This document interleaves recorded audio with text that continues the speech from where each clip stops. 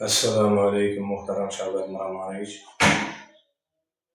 Siz boshchiligingizda keyingi yillarda O'zbekistonimizda iqtisodiy, ijtimoiy, siyosiy sohalarda amalga oshirilayotgan islohotlarning ijobiy natijalarini tan olmasdan iloji yo'q. Ayniqsa joriy yilning 3-4 aprel kunlari tarixiy Samarqand shahrida Yevropa Ittifoqi va Markaziy Osiyo davlatlarining rahbarlarining sammiti bo'lib o'tishi yuqoridagi ishlarning yaqqol dalilidir. Ammo respublikamizda siz tomoningizdan demokratik islohotlar, ochiqlik siyosati olib borilayotgan bir vaqtda ayrim mutasaddi rahbarlarning sizning ta'biringiz bilan aytganda g'o'dayib qonunga amal qilmayotganliklari fuqarolarning haqli e'tiroziga sabab bo'lyapti.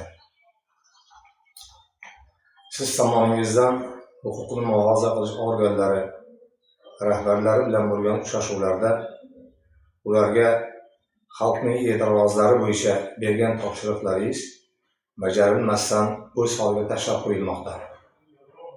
Bu o'z navbatida xalqning rahbariyatdan norozi bo'lishiga olib kelyapti. Men Bozor Muhiddin Xo'jamironovich 1958-yilda Peshku tumani Buxoro viloyatida tug'ilganman. Ko'p yillar Peshku tumani hokimligi va boshqaruv organlarida ishlab kelganman. O'g'lim Bozor Muhammad Muhiddinovich 2019-yil iyundan 2023-yil dekabrgacha Peshku tuman soliq inspeksiyasida boshliq o'rinbosar lavozimida ishlagan.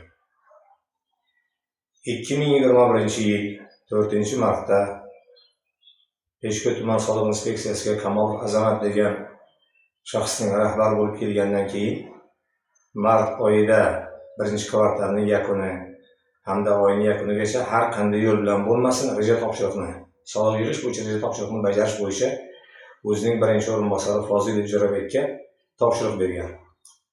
Fozilov Jo'rabek tumandagi Aksioner tijorat xalq banki boshqaruvchisini Azamat Kamolovga olib kelib, tadbirkorlar orqali naqdlashtirish yo'li bilan rejani bajarishga kelishilgan va shundan keyin tadbirkor Shokir Mirxonovga qarashli Buxoro tumanida tashkil etilgan Buxoro ta'minot savdo MCJning 349 million so'm puli 2021-yil 18-mart kuni Peshku soliq inspeksiyasiga ko'chirib berilgan.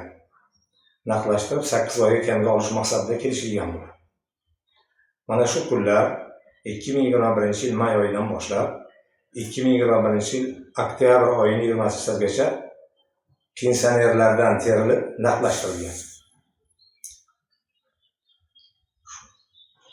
Da'vogar bo'lgan Shokir Mirxonov 2021-yil may oyidan 2023-yil may oyigacha o'zining boshqa ishlari bo'yicha qamalgan va 2023-yilda qamoqdan chiqib kelgandan keyin o'sha paytda Kamolov Azamat va Jo'rabek Fozilov boshqa ishga o'tib ketganligi sababli o'g'lim Bozor Muhammadga kelib uchrashgan. O'g'lim o'sha paytda ham soliq boshlig'i o'rinbosari lavozimida ishlagan. U ko'chirib bergan pullarni naqdlashtirib olmaganligini aytganda o'g'lim bu materialni o'rganib chiqib, u kishi bergan ro'yxatga asosan fuqarolarning soliqlarga pul ko'chirilganligini, bu pulni qaytarish imkoni yo'qligi haqida unga tushuntirish bergan. Shundan so'ng Shokir Mirxonov Aksioner tijorat xalq banki Peshku tuman bo'limini boshlig'i Toshir Dehqonov oldiga borgan va unga u bilan kelishilgan summani berishini talab qilgan. Toshir Dehqon o'z navbatida "Men seni tanimayman, qo'lingdan kelganini qilib, kabinetdan chiqarib qo'yib haydab yuborgan."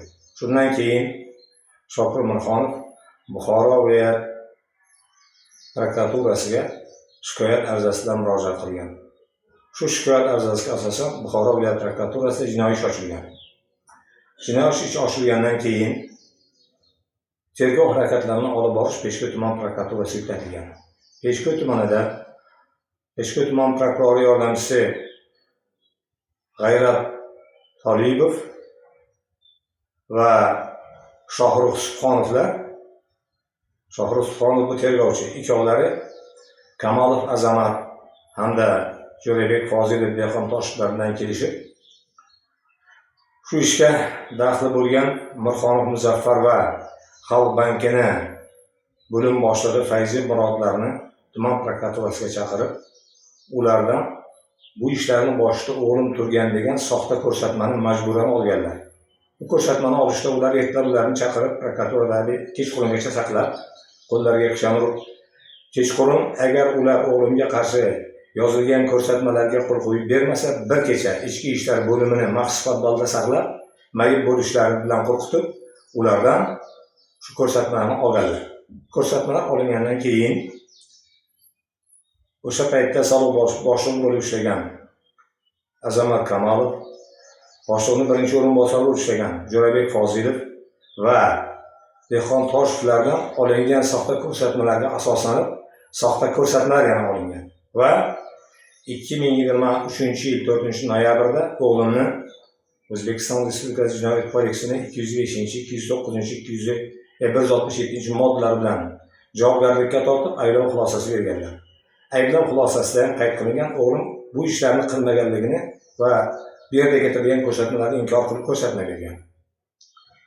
Shundan keyin bu ish Peshku tuman jinoiy ishlar bo'yicha sudda ko'rib chiqilgan va o'g'limga O'zbekiston Respublikasi Jinoyat kodeksining 205 va 167 moddalar bilan chora ko'rish bo'yicha hukm chiqarilgan. Shundan keyin men Buxoro viloyat apellyatsiya instantsiyasiga ariza bilan murojaat qildim va ariza berib, ayblov xulosasini va sudni bayonini oldim. Men sudni bayonini olganimdan keyin ayblov xulosasi ikkovini solishtirib ko'rganimda, ayblov xulosasida ko'rsatmalarda bir-birini inkor qiluvchi holatlar bo'lganligini aniqlaganimdan keyin O'zbekiston Respublikasi Bosh prokuraturasiga shikoyat arizasi bilan murojaat qildim. 2 marta birinchi, ikkinchi shikoyatimga javob bo'lmagandan keyin 2024-yil 3-may kuni Toshkentga Bosh prokuratura qabuliga bordim. Qabuliga borib, Bosh prokuror bilan uchrashishim lozimligini tushuntirganimda, bu yerda ishlayotgan xodimlar menga shikoyatimga viloyat prokurorining imzosi bilan yoki Bosh prokurorning yordamchilarining imzosi bilan shikoyat xatimga javob olganimdan keyingina Bosh prokuror qabul qilishini tushuntirishdi. Shundan so'ng men o'zimning shikoyatimda shu ishga taalluqli bo'lgan qo'shimcha ma'lumotlarni kiritib, ishning Toshkent shahrida ko'rib chiqishini aytib, ariza qoldirdim. Qo'l qo'ydirib olgan nuqson mavjud. Lekin men talabimga qaramasdan shikoyat arizasi Buxoro viloyatiga yuborilgan va Buxoro viloyatidan yuqoridagi faktlar tasdiq bo'lmaganligini, agar men norozi bo'lsam, yuqori turli prokuraturaga shikoyat qilishim mumkinligi haqida tushuntirish berilgan. Shundan so'ng O'zbekiston Respublikasi Bosh prokurorining portaliga murojaat qildim. Murojaatimdan keyin shu murojaatimda ham meni qo'limda qo'shimcha ma'lumotlarim borligini aytib, o'zim bilan uchrashishlarini talab qildim. Ammo bu safar ham shikoyat xatimni Buxoro viloyat prokuraturasiga yuborganlar. Buxoro viloyat prokuraturasidan Shahlo Hamroyeva degan ayol menga telefon qilib, menda qanaqa qo'shimcha ma'lumotlar bor ekanligini, u xatni o'rganayotganligini aytdi. Men unga buyruqlar, javob xatlari, audio zapislari borligini aytdim. U kishi hozir sudda ishlari ko'p ekanligini, 5 kundan keyin bo'shayman, telefonni ishlab tursin, men keyin sizni chaqiraman degan ma'lumotni menga berdi. Ammo 4 kundan keyin xatimga javob oldim. Xat javobida menga xatimda keltirilgan faktlar tasdiqlanmaganligi va agar norozi bo'lsam, yuqori turuvchi prokuraturaga shikoyat qilishim mumkinligi to'g'risida ko'rsatib o'tilgan. Bundan keyin yana O'zbekiston Respublikasi Bosh prokurorni portaliga yana ariza bilan murojaat qildim. 5-arizam men ustidan shikoyat qilgan Peshku tuman prokuraturasiga yuborilgan va prokuratura yuqori turuvchi prokuraturaga arz yozing, norozi bo'lsangiz menga javob bergan. Qizig'i shundaki, men Bosh prokurorga yozayotgan bo'lsam, Bosh prokuraturadan yuqori prokuratura bormi?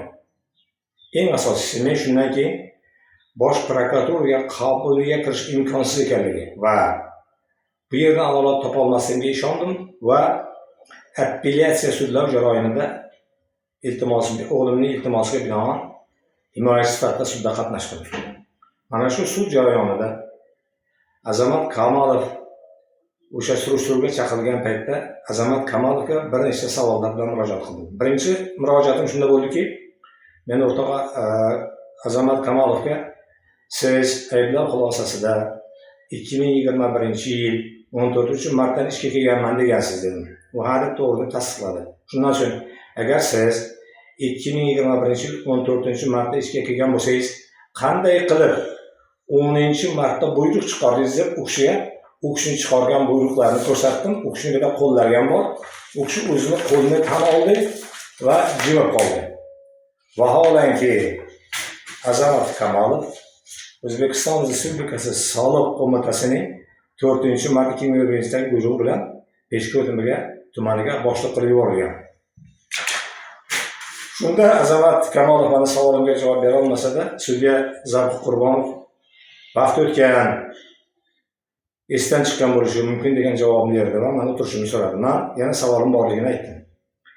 Eng qizig'i shundaki, ikkinchi savolimda men aytdimki, u kishiga agar siz haqiqatda 2024-yilda 2021-yil 4-martda ishga kelgan bo'lsangiz, o'zingizni ko'rsatmangiz yozgansizki, Jo'rabek Fozilov 2021-yil oktyabr oyidan boshqa ishga o'tganligi uchun hamma ishlar bilan Bozor Muhammad shug'ullangan degan gap aytdingiz. Shunday deb u tasdiqni berdi. Shunda men u kishiga tuman hokimining 2022-yil 11-yanvardagi qarorini ko'rsatdim. Shu qarorga asosan u kishi ishga qabul qilingan va 2022-yil 11-yanvarda ish boshlagan. Jo'rabek Fozilov o'zining prokuraturaga bergan Alloh xulosasida ham 2019-yil yanvardan 2022-yil 10-yanvargacha ishlaganligini qayd qilgan. Buni qanday izohlab berishini so'raganimda Kamolov Azamat men savollarimga javob bera olmasdan jim qoldi. Ammo sudya Zavq Qurbonov menga siz sudni chalkashtiruvchi savollar beryapsiz. Agar shunaqa savollar beradigan bo'lsangiz, men sizni suddan chiqarib yuboraman deb o'psa qildi. Qiziq, O'zbekiston Respublikasi Jinoyat protsessual kodeksining 272-moddasida himoyachi istisno tariqasida himoyachi sud zalidan chiqarib yuborishlik qayd qilingan. Zavqiddin Qurbonov buni bila turib menga ta'zir o'tkazmoqchi bo'ldi. Xuddi shuningdek sudga birinchi prokuratura ayblov xulosasida va birinchi sudda chaqirilmagan o'sha paytda Davlat Peshko't tuman davlat soliq inspeksiyasini jismoniy shaxslar bo'limini boshlig'i Ilhom Rajabovni taklif qildim.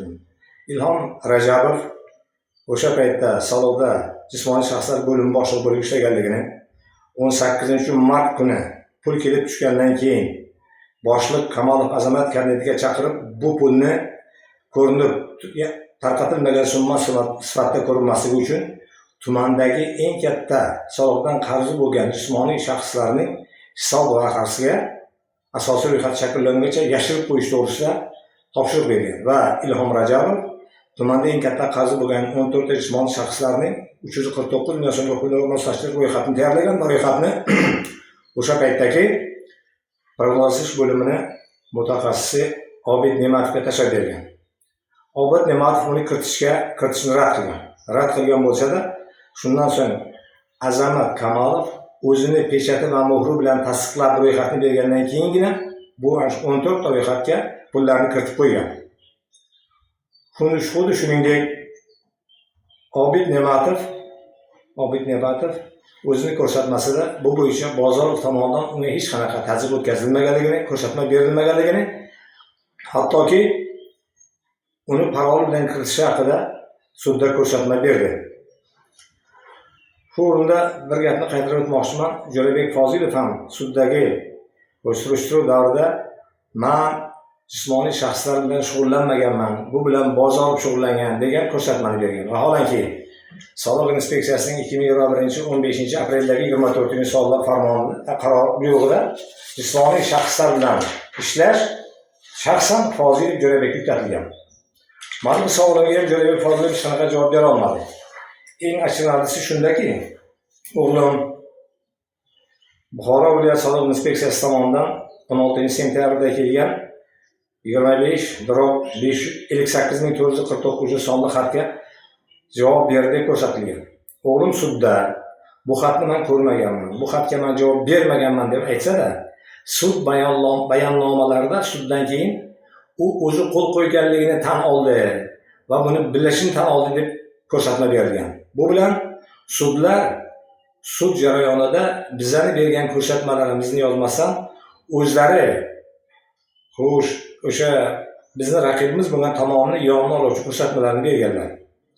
Eng qizig'i shundaki, Davlat soliq inspeksiyasi Buxoro viloyat kengashining mutaxassisi taklif qilingan paytda Tohir Toshev, u ham Muhammad Bozorovni imzosi bu emasligini hamda Bozorovni bunaqa pulni tarqatishga vakolati yo'q ekanligini aytdi. Vaholanki Kamolov Azamat o'zining ayblov xulosasida bergan ko'rsatmasida Muhammad Bozorovning login paroli bilan pullar tarqatilgan degan gapni aytgan. Buni izohlab berishni so'raganimda u kishi menga men birovdan eshitdim, yolg'on ekan deb qo'ydi va tan oldi. Ammo sud protokollarida bu narsa qayd qilingan bo'lsa-da, sudni ajrini chiqarish jarayonida bu narsa inobatga olinmadi.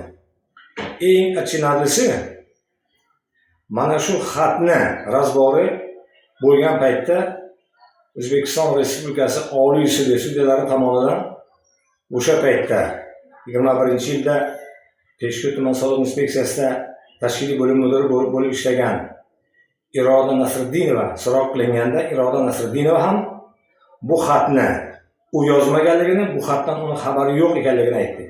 Bu yerda bir narsaga e'tiborlaringizni qaratmoqchiman. Har bitta berilgan javobda yashiringan kod bor, 10 raqamli. Mana shu Azamat o'zini bergan 2021 sentyabrga bergan javobini o'zi qo'l qo'ygan, uni u tan oldi. Mana shu kodda mana raqamlar ko'rinadi. Mana shu kod bilan o'g'limning nomidan ham soxtalashtirib javob xati chiqargan. Bu haqda Iroda Nasriddinova va Buxoro viloyat soliq inspeksiyasi xodimi Avaz Rajabovlardan so'raganimizda, mana shu yashirin kodlar qo'l qo'ygan kishining kodi ekanligini aytdi. Haqiqatda o'g'lim qo'l qo'ygan xatlarda o'g'limning kodi oxiri 1014 mana. 1014. Lekin soxta xatda, ikkita xatda ham oxirgi raqam 3263. Azamatning xatida ham, o'g'limning xatida ham. Sudlarda mana shunaqa adolatsizliklarni, sudda biza aytgan gaplarni qayd qilinmaganligini va sud tomonidan bu narsa inobatga olinmaganligini norizo bo'ldim. Mana shunda viloyat prokuraturasidan vakil bo'lib qatnashgan Nodir Tolibov o'sha paytdagi jismoniy shaxslar bo'limining boshlig'i Ilhom Rajabovning haqiqatda Azamat Kamolovning buyrug'i bilan 14 ta kishining ro'yxatini tahlil berganligi, Obid Ne'matovning Kamolov rahbarning Kamolov Azamatni topshiriq bilan vaqtincha kiritib qo'yganligini, keyingi marta 2019 ga tarqatgan paytda e'tiroz bildirganligini va shaxsan Kamolov Azamatni buyrug'i bilan kiritganligini aytgandan keyin Nodir Tolibov mana shu materialni prokuraturaga qayta tergovga qaytarishni so'rab sudga murojaat qildi. Ammo sud bu taklifni rad qildi. Sudlarda shunday holat bo'lgandan keyin 2 marta 2024-yil 20-aprelda va 2025-yil 15-martda O'zbekiston Respublikasi Prezidenti portaliga murojaat qildi. Mana shu portalga murojaat qilgandan keyin meni murojaatlarim men faoliyatdan norizo bo'lib yozgan Peshku tuman sudiga yuborildi. Peshku tuman sudidan faktlar tasdiqlanmaganligi va agar men norizo bo'lsam yuqori turuvchi organga murojaat qilishim mumkinligi haqida ko'rsatilgan. Qiziq. O'zbekiston Respublikasi portalidan ham yuqori tashkilot bormi? Hurmatli Shavkat Miromonovich, men sizdan adolatni qaror toptirishda, haqiqiy o'g'limni qilmagan ishi uchun jazolashlardan